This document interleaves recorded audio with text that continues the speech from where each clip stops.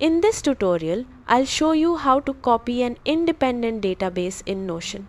By the end, you'll know how to create a completely separate copy that you can edit without affecting the original database.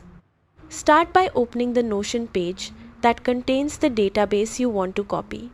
This can be a table, board, list, calendar, gallery, or any other database view.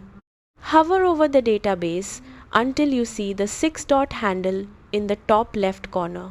Click the handle to select the entire database block.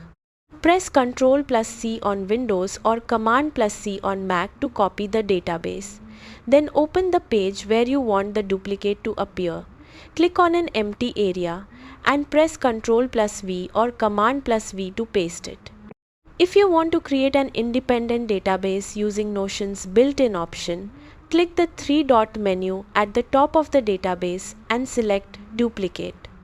This creates a new database that you can rename, move, and edit separately from the original. After the copy is created, move it to any page or workspace you want.